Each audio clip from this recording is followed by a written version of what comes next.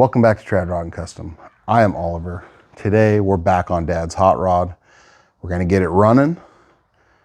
We're gonna start pulling it apart and getting ready for that body swap. You're not gonna wanna miss this.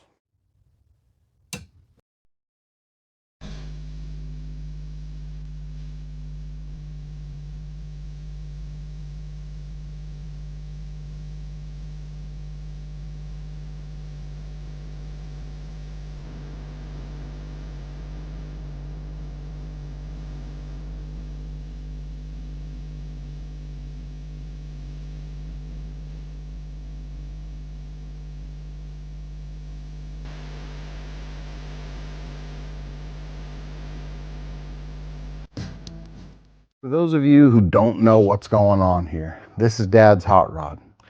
This whole story started when I was in high school. This is my first car, four-door, 54 Ford, 3 on the tree, overdrive, 239 Y-block V8. First year of the V8 in Fords. Overhead valve V8. First year of the overhead valve V8 in Fords. I spotted a coupe down the street, totally got enamored. This car, my four-door, only had 80,000 original miles, ran like a top, everything worked, but it was a four-door, you know? And I was a high school kid. I wanted a coupe. It's cooler. Still is cooler, unless you got a lot of kids, which I do, but it's still cooler. Anyway, I told my dad, I said, hey, there's a coupe there, right down the street, 53, 54, we should go check it out. And he said, hop in the car, let's go see, you know? Being my dad and who he is, he's just super supportive. And so we hop in the car, we head down there to talk to him. It was Grandpa's car, he just died. The grandkid wanted to restore it, but yeah, so we got a soft no. Just like, you know, not now, we're not interested in selling it. So we moved on. Then I watched him wrap a blue plastic tarp around the thing and it sat for 10 years. As some of you know, and all of you are about to, a blue plastic tarp is a death nail. I mean, especially in a humid state like Oregon, moisture falls, it rises up underneath, just cancers everything out. It gets trapped under that tarp, just like it keeps moisture out from above, keeps moisture in from below. And just cancers the whole thing out. So I watched the thing just sit decrepit for 10 years. One day I got a wild hair, stopped back in there and asked them, hey, you think I could maybe talk into selling that? They said, you know, that's really weird you mention it. We just started talking about selling this thing today. So I don't know what that was about, but they said, you know, we're open to selling it. It's not worth a lot. There's not a lot of car left. And they took me out, showed it to me. There's a clear title, had a 292 Y block in it that was all seized up. And yeah, I mean, it was a coupe still, you know, but it needed rockers, it needed floors, it needed drip rail. It just had cancer everywhere. So I made a deal with them, a few $100, you know, pretty much scrap price at the time. Made a promise that they'd get to go, you know, Grandma get to go for a ride, and it was done. She still lives down there, so we still got time.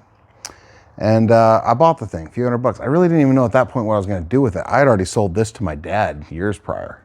And I think he did that, you know, he gave me like $1,000 for it to placeholder, try to save my first car. But as my interests changed and I had more kids, I haven't retrieved my first car. So anyway, picked this car up, don't know what to do with it. And I started thinking to myself, you know, I should build my dad a hot rod.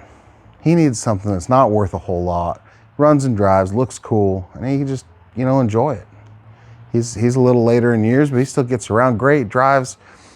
And I just thought it'd be fun to build something with him. I've always wanted to, I never really have.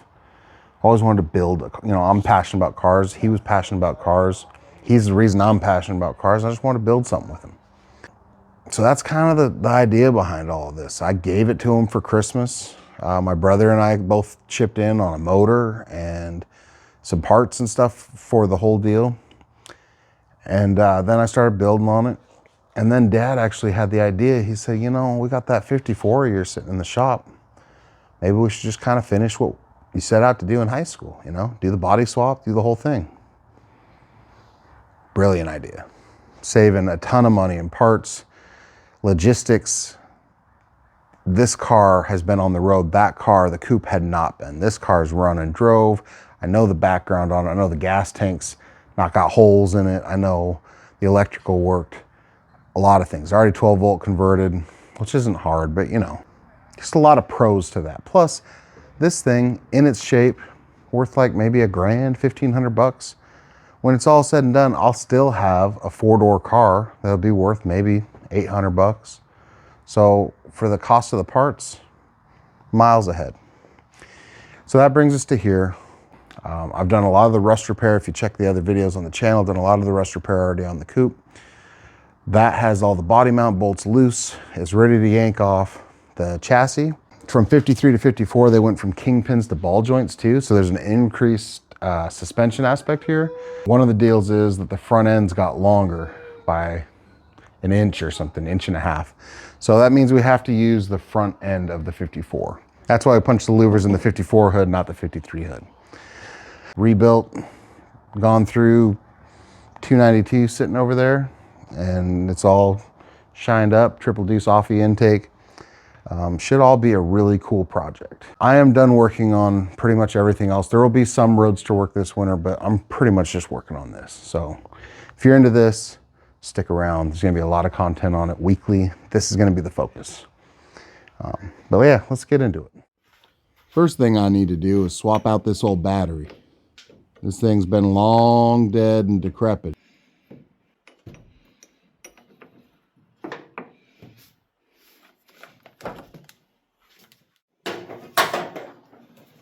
Also gonna pull off this fuel inlet. Don't wanna pump anything that's in that gas tank into this carburetor. What we'll do is we'll grab a coffee can and we'll shoot whatever pumps out of this line into that. And we'll run a little nurse tank down to the carburetor, put fresh gas in. Just keep us a little safer from particulate and varnish coming on up. Plus we can see what's in the gas tank and if the fuel pump's working.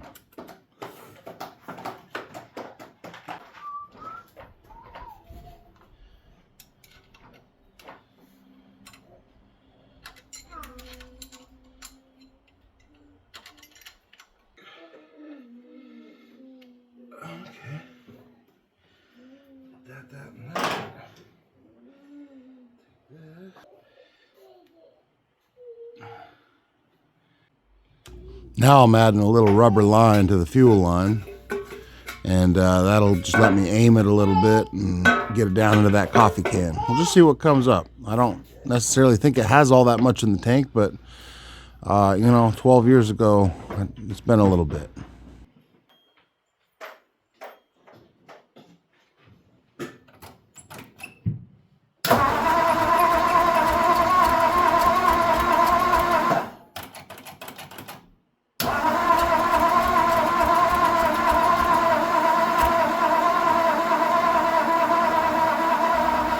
Well, she's cranking, but I suspect the points probably need a little sanding on, you know. It's been a while, and hell, even when I used to drive this thing, I have to come out and sand the points.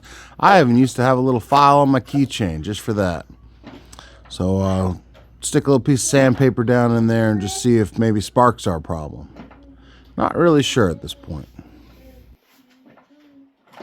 Throughout this segment of the video, you're gonna hear the babies talking. And then in the next segment, you're probably gonna hear all 4 or 5 of them squawking and talking in the background. I tried to edit as much out to keep the video from being annoying as I could, but just warning you, I got 5 kids and I can't keep them all away all the time. Sometimes they're gonna be around. They're just doing kid things though. Can't really blame them for that.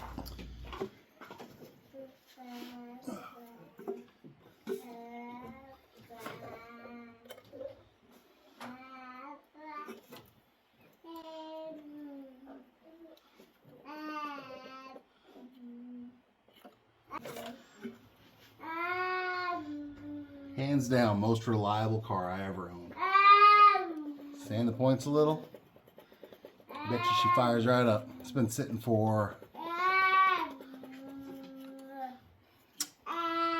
12 years. Something like that. Hang like that.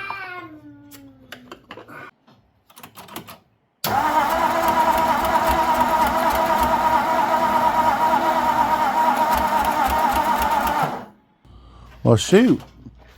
Still not popping. Let's do a little more investigating. Maybe check for spark. And I suspect we're losing our battery juice here. It's kind of waning down. You can hear it.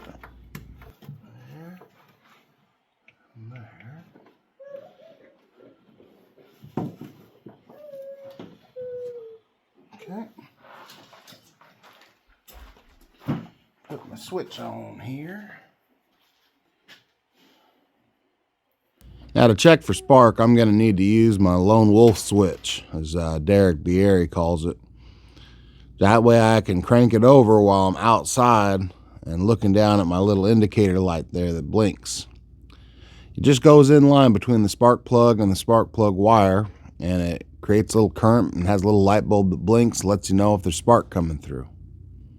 Pretty handy little tool if you're diagnosing an engine. Let's put our ignition on.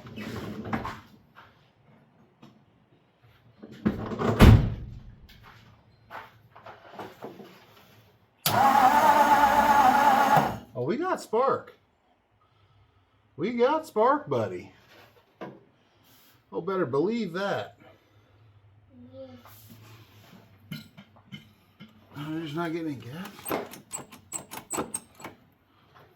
Little dumper down my throat action.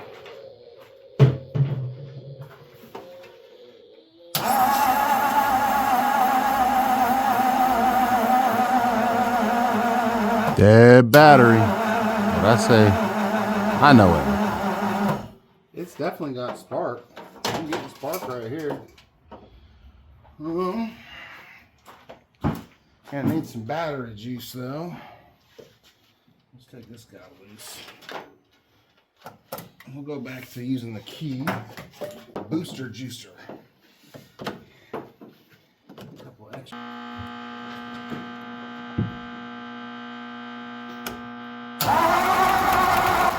Choke it. Choke it. It needs choke.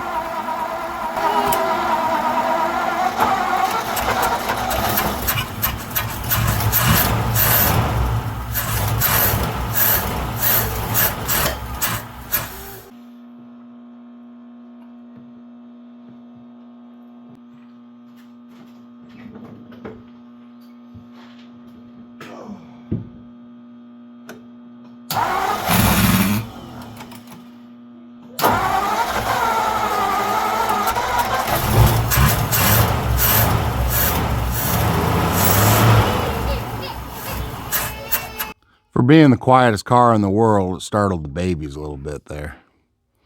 She's definitely got some carburetor issues from sitting.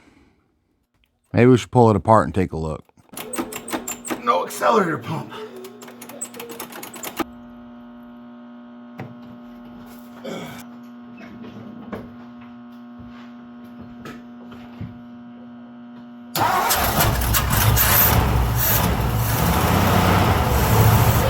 You know, I don't really plan on using this carburetor, so I don't know that there's much point pulling it apart right now. I plan on putting a 4-barrel intake on this engine, I think.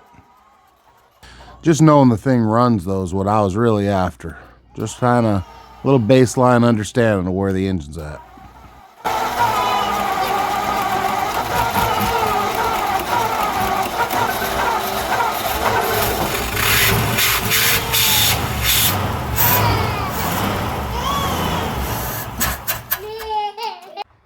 So now that we have gotten the engine running, we're going to start pulling this thing apart. And one of the first things I want to do is just go around and take pictures of all the wiring. That's one of the ways I keep things straight. Even though it's pretty straightforward wiring, I like to be able to see where everything was because we are going to reuse this wiring harness. It's all 12 volt converted already and ready to go.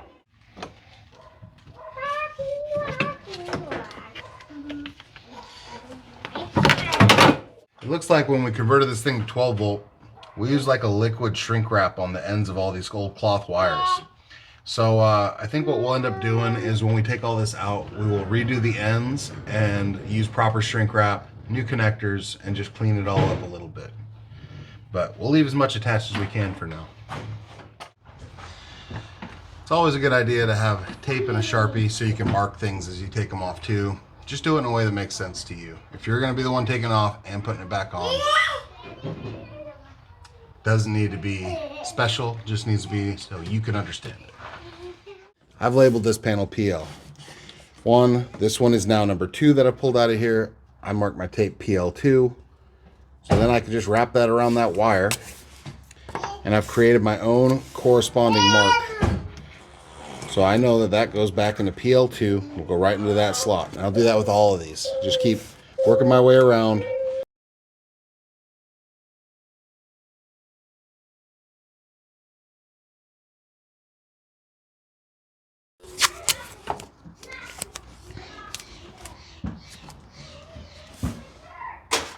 I'm also marking this side up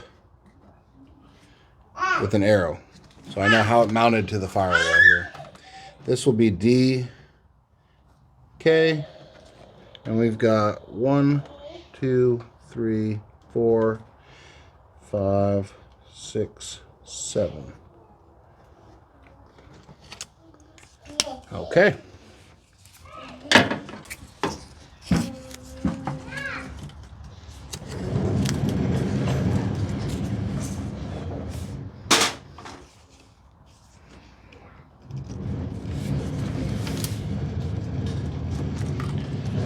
K2.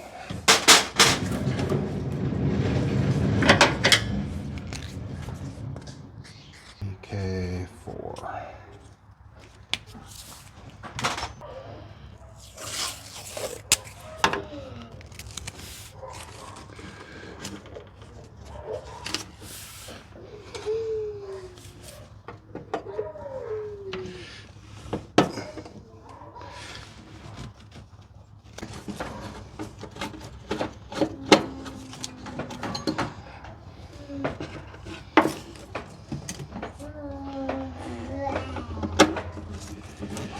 I like putting the screws back in the holes, at least at this stage. I don't really like packaging them up with the wiring. I feel like stuff just ends up getting lost. So, screws back in the holes is my rule for this. Now this one is really stuck. Really stuck. So I think I'm actually going to cut this wire. I have a lot of slack, plenty of room to make another end, so I'm just going to take them to the park, Shug. They all deserve it. And vastly more than I deserve to be able to make a YouTube video, so. No, I'll probably drive everybody. I don't really feel like walking, to tell you the truth. I'm tired.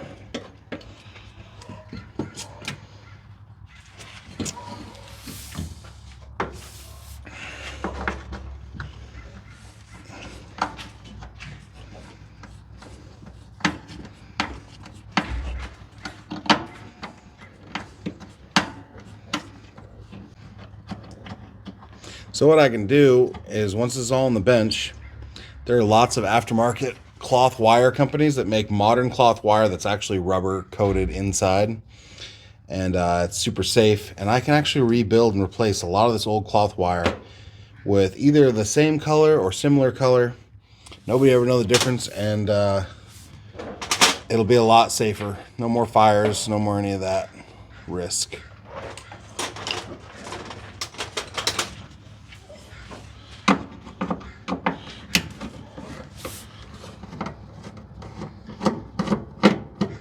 Now, usually the way wiring harnesses break down is you have a under dash wiring harness, you have an under hood wiring harness, which is this bit here, and then you have kind of like the front headlight in the fender, kind of, you know, like turn signals and all that.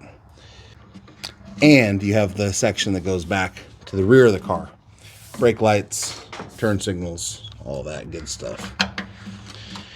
Now, when we do our build, that's actually where we'll send some of the power for our rear trunk popper when we shave that rear trunk handle. But for now, we're just getting this off of here, preserving as much as we can. We know all this stuff works. Just because it works doesn't mean it's safe, so we'll do some fixing on it. You know, stuff like this is just little bits of cloth wire on corroded green, cloth wrap on corroded green copper wire. It's just not not ideal, but we got this whole bit freed up. We'll do this next leg over here, going towards the other side. We'll get all that stuff loose and off, mark what each sensor is, you know, for the gauges, because we're reusing this dash too. Makes it all really simple. We're going to reuse this whole front clip. We're going to reuse the chassis, the dash, the wiring harness. We'll put a 2-door body on here and a 292 Y block with interceptor dual exhaust manifolds. But everything should be pretty straightforward. Everything should fit. It should all be pretty plug and play for a body swap. I mean, yeah. And it should all work because we've already tested everything.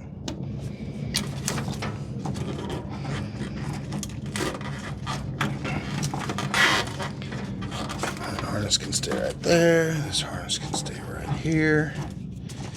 When we do a little bit of paint work, we just tuck these in the holes, tuck them in there, sand this all down, get all this cleaned up, paint it. Yeah, pretty straightforward stuff.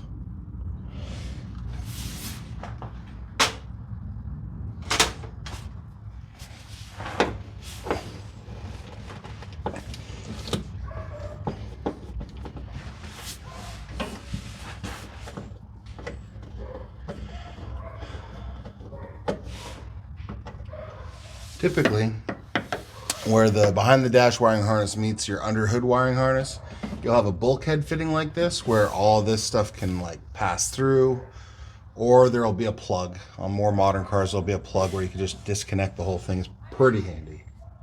A lot handier than this will be.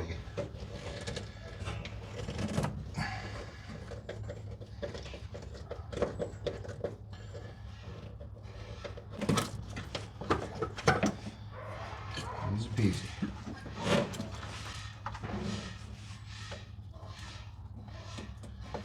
This just separates into 2 bits like that. Continue without a bunch of kids making noise. So the next thing we're going to do here, we got this part of the harness loose. We want to get this part loose. We got some stuff running through here. You know, this is kind of the downside. You got to be careful with stuff like all the 12-volt conversion stuff, because of course it wasn't, you know, installed in a way, it's aftermarket. It wasn't installed in a way where they were necessarily planning on you taking it back out. So some wires might have to get cut and spliced. It's definitely not a crisis though. We'll just go through here methodically and slow, and I'm gonna cut this electrical tape. Not sure what this wire is. It looks like it runs over there. Yeah, I'm not sure what that is. That's our tachometer. Cool. No big deal there, except we're not going to be running that tack. Excuse me. We won't be running that tack on the new car. It's one of those, you know, it's fine. It's one of those plastic modern tacks. It's great for a lot of things, but for an old hot rod, we need a vintage tack, so that's what we'll be running. I just got to figure out how I'm going to go about that. But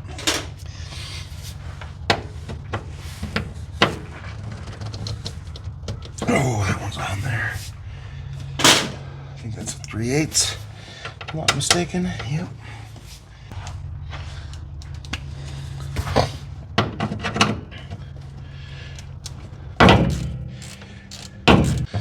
One of my goals is I like to eliminate this stuff. Plastic wire loom, modern looking plastic wire.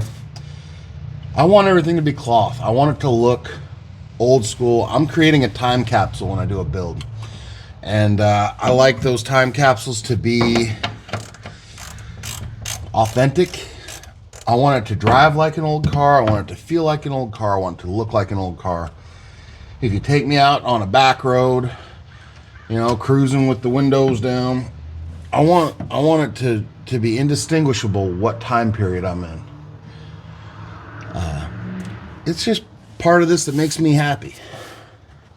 It's not for everybody. I'm not telling you that's how you need to do it. But for me, That's how I like to do it. I like things to be authentic. I want them to be contiguous. If that's the right word.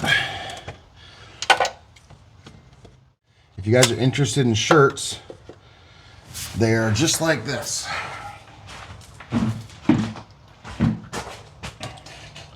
This is the planned shirt. It's got the Road Baron there, and then it's got the logo on the back. That's the plan. We will be, I'll be doing an order of those. So if you want one, drop a comment, shoot me an email. My email's also in the description if you want to get a hold of me. After the flathead video, I had a bunch of people reach out with just questions about their flathead builds, and I'm always happy to help. You know, if I have a minute, I'll pop out to the shop. I'll walk you through something. You know, whatever. I'm always down to time allowing. I'm always down to be of assistance. I cannot see where it goes to, so I have to get down and figure that out. So we got this loose here. This is loose. This car was full of mice when I just pulled it out of its slumber too. 10, 12 years in the shop. It had mice living in the trunk. It had mice living everywhere. Really a shame. That's a ground. It's interesting. Ground going nowhere.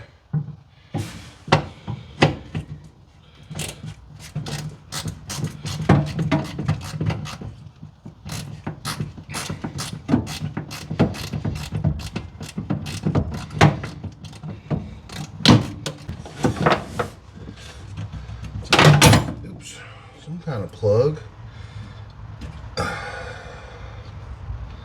I'm just going to number those 1 and 2. You know, based on the location in the harness, it'll be pretty obvious. So I'll just do 1 and 2. It's not like I'll you know, it's not like I'm gonna think it's one of those or something. It's completely over here, and you'll see once I get the harness out that it kind of holds a shape. It holds a shape. It'll look kind of how it does in here. All the wires will go in the same places. So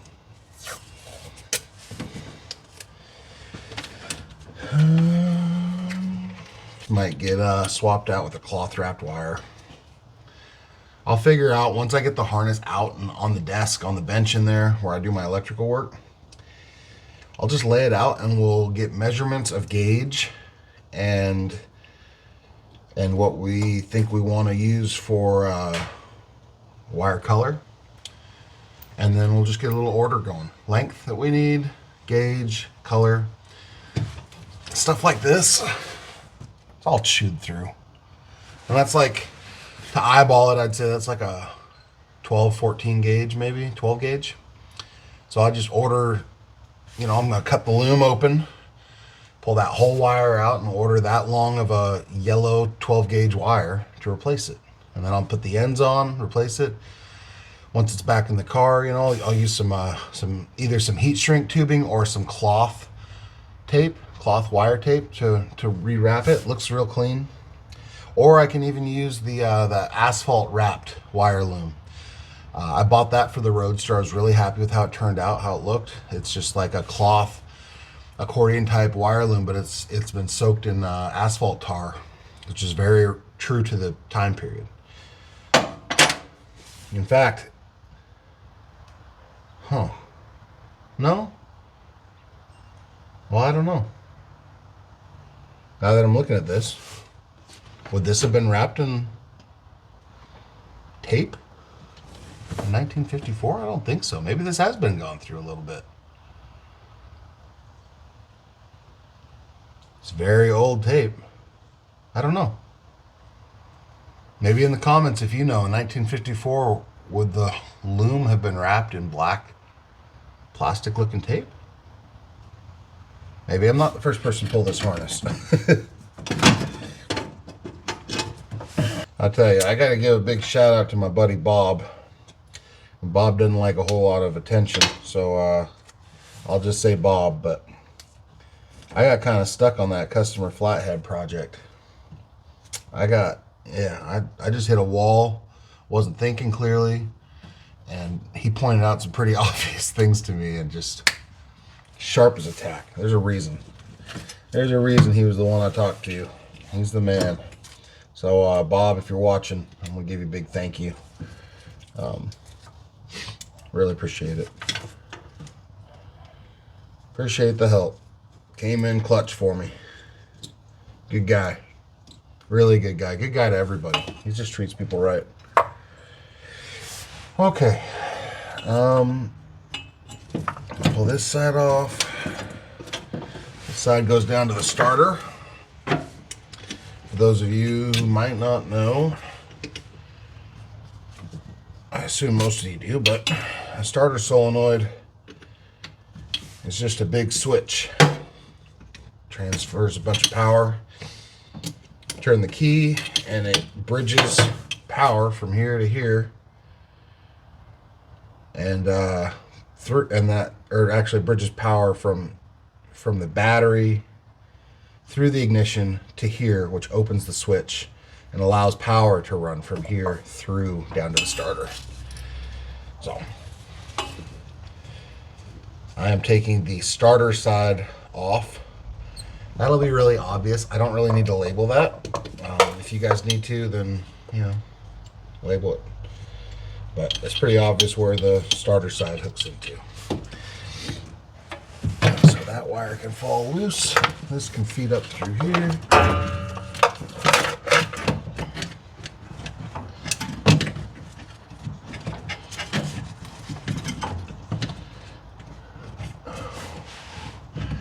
Hanging up on everything.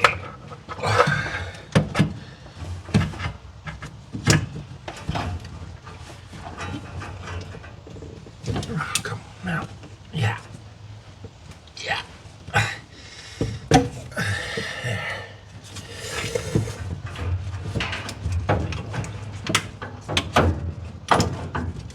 Okay. There goes that.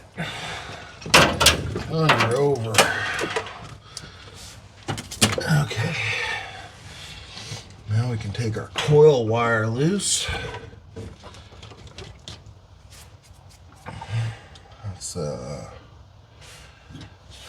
That's smaller than this. Oh.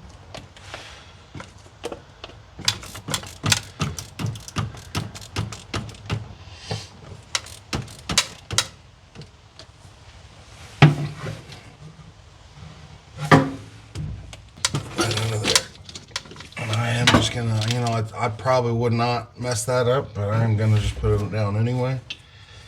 Sometimes this is helpful on the bench when you can't quite see everything. So that's coil positive.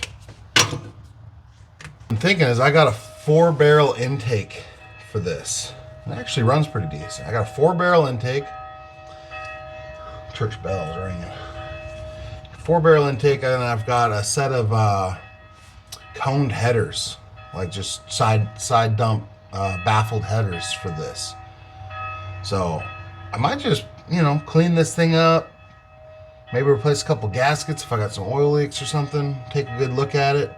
Put a 4-barrel on it, 4-barrel carb headers, and I'll have a little hot rod motor for who knows what. So coil negative, which is the tack wire, but I'm just labeling it anyway.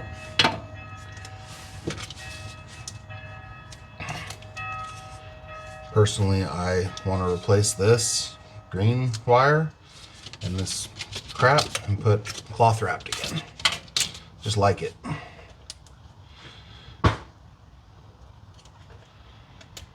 I don't know. Oh, that's distributor. Probably don't really need to label that, but I will anyway.